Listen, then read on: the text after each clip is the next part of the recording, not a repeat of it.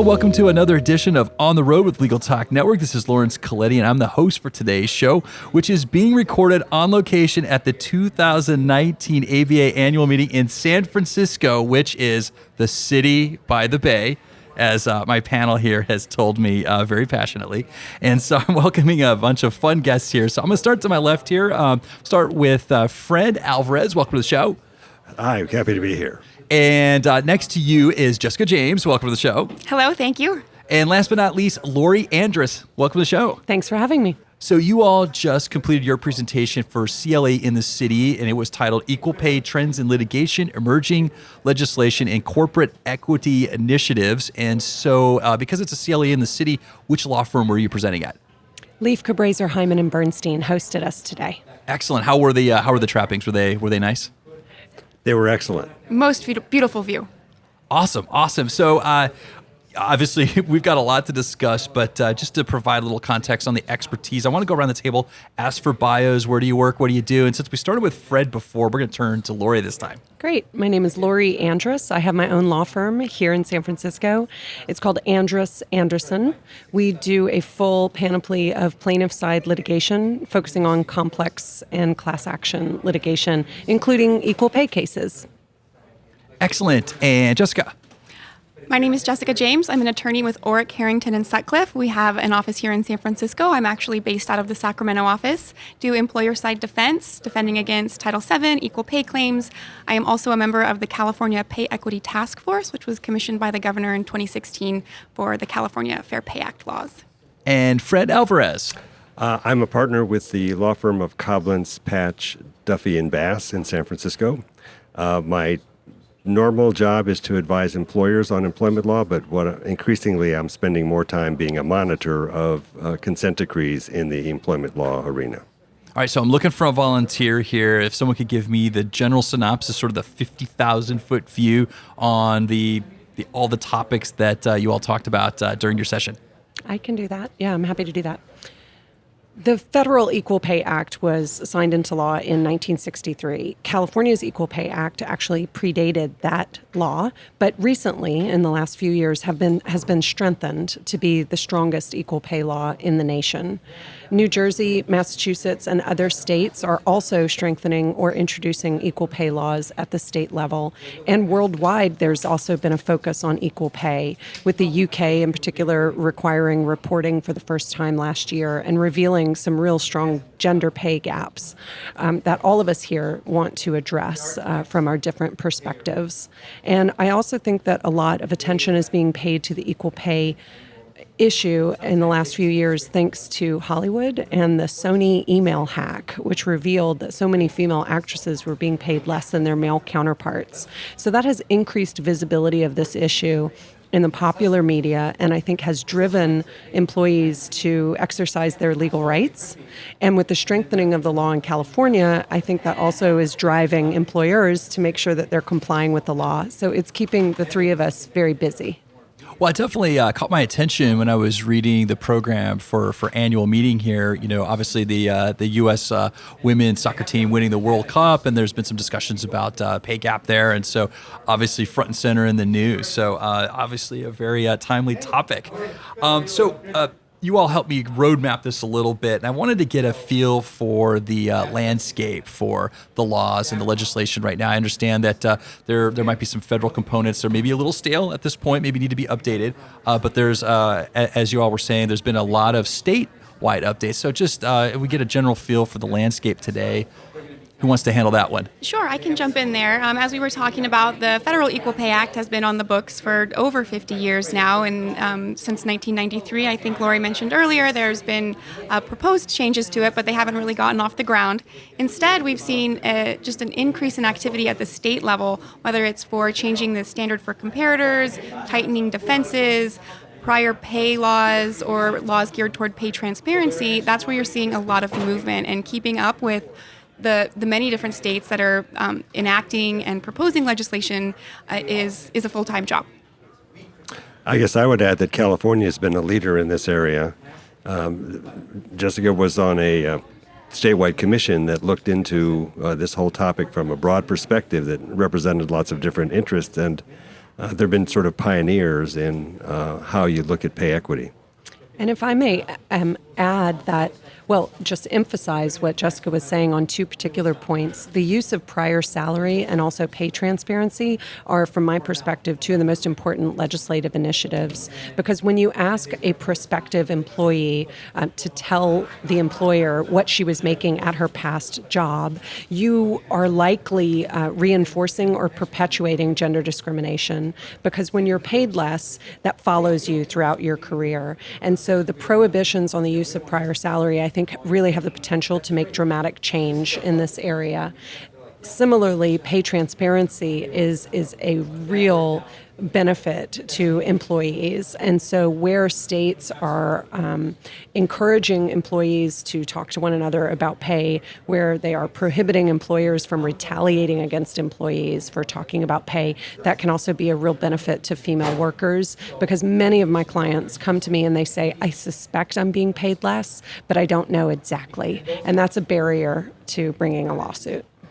That came up quite a bit in the task force, kind of the idea behind the prior salary prohibitions and the laws there. It's to open the conversation, to have negotiations so that candidates come to the table prepared to talk about what they feel they're qualified for, what they expect to be compensated, and they're not carrying a potential stigma with them based on what they were previously compensated. This is an area, I think, that in which law is going to clash with culture a little bit, because employers are used to saying, well, how much are you making in your current job? And then you offer them a little bit more.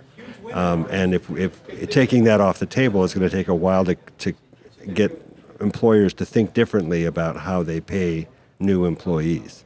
And what they can do there is the law does not prohibit asking about what your salary expectations are. And doing so facilitates that conversation, because you can also talk about, well, what about your skills and experience and qualifications support that type of compensation. And these issues are all being litigated as well.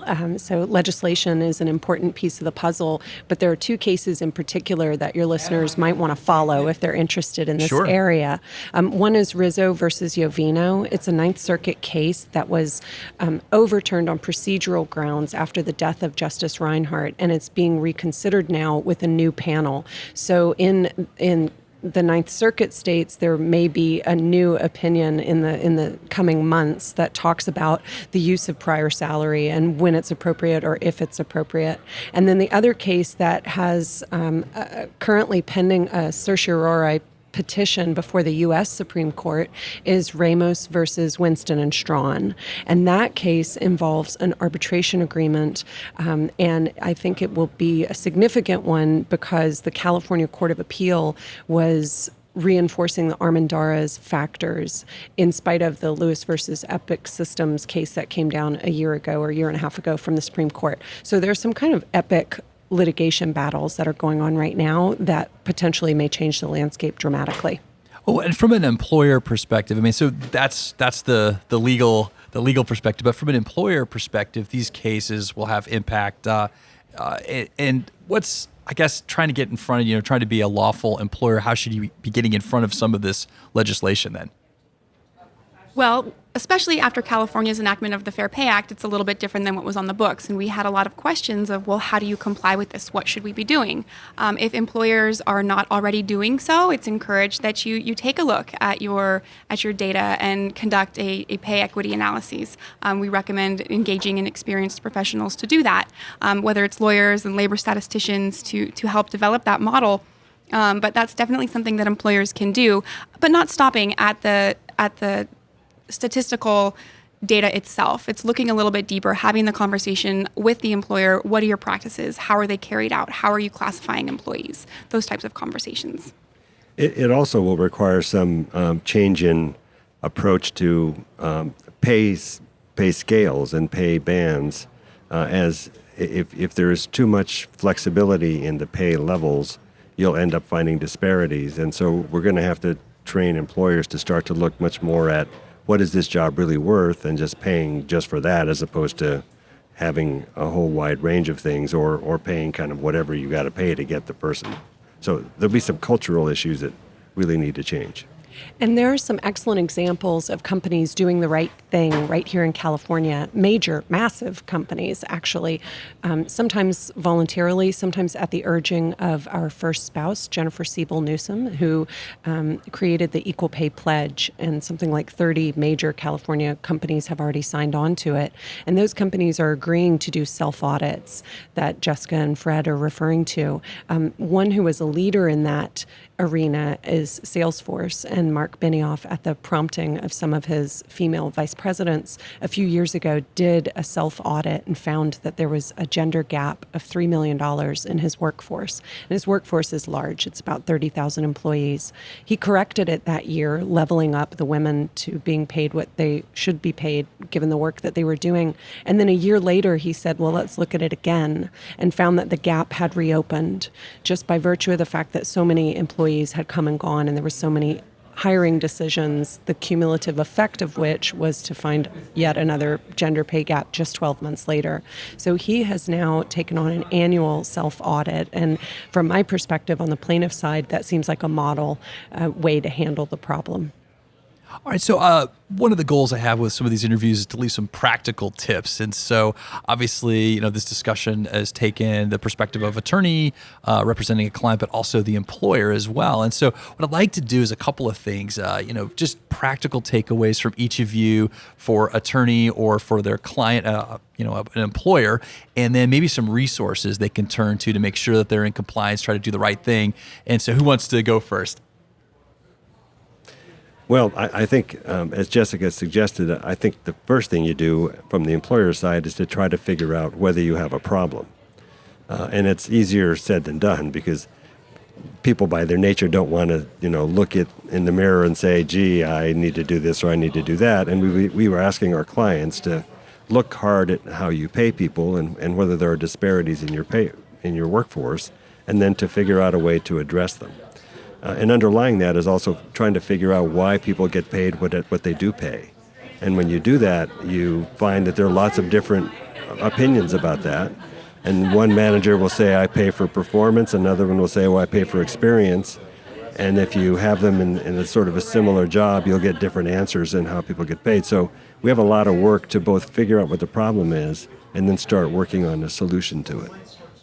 Just a quick note on performing the audits. I think they're a great starting off point, but regardless of what your audit results are, you need to use that as a starting off point and dig deeper into the employer's practices. Something about using data is that it's only as good as the accuracy of the data. The statistical results will tell you something about the data, but not necessarily about the employer's practices. So seeing a result that could be a potential disparity doesn't necessarily you need to make changes. You need to investigate further. And as far as advice for the employees goes, I would say a couple things. First, know your rights. Educate yourself on your rights. There's a really fascinating primer on equal pay that was published by the Economic Policy Institute. And it's called What is the Gender Pay Gap and Is It Real? And it's maybe only 25 pages or so, but it's a really interesting read, and it will help explain the difference between the adjusted pay gap and the raw pay gap, and help explain the causes for the pay gap. So if you can be conversant in these issues, you'll be better off negotiating for yourself and talking to others about the gender pay gap. And then one other thing that I'd mention is that the equal pay laws that we're bringing lawsuits under do not require that we prove intentional discrimination. And in fact, we're not alleging that. Most of my clients love their job and they love where they work. They just want to be paid fairly. So you don't need to be afraid to raise these issues internally or externally if necessary. And I will just add, for the California Pay Equity Task Force, we finalized and publicized a number of very comprehensive and practical tools from employee, employer, union, shareholder, all those different perspectives. They're available at women.ca.gov/California Pay Equity. Excellent. Well, it looks like we've reached the end of the road for our episode here, but I want to thank our guests for joining us. Fred, Jessica, Lori, thank you so much. My pleasure. Thank you. Thank you. And if our listeners, they want to follow up, they want to learn more, they want to get some advice, how can they find you? Why don't we start with Fred? Well, you could go to the Cobblence, Patch, Duffy and Bass website, and I'm listed there. And Jessica? Oric, Harrington, and Sutcliffe, it's jessica.james@oric.com. Lori? andrusanderson.com. And my last name is spelled Andrus. Well, thank you for that. Also, thank you to our listeners for tuning in, because without them, we wouldn't have a show. So, listeners out there, if you like what you heard, please rate and review us in Apple Podcasts, Google Podcasts, but you know what? Best yet, your favorite podcast. Yep. I'm Laurence Colletti, signing off from the ABA annual meeting here in San Francisco. Until next time, thank you for listening. If you'd like more information about what you've heard today, please visit LegalTalkNetwork.com. Subscribe via iTunes and RSS. Find us on Twitter and Facebook, or download our free Legal Talk Network app in Google Play and iTunes. The views expressed by the participants of this program are their own and do not represent the views of, nor are they endorsed by, Legal Talk Network, its officers, directors, employees, agents, representatives, shareholders, and subsidiaries. None of the content should be considered legal advice. As always, consult a lawyer.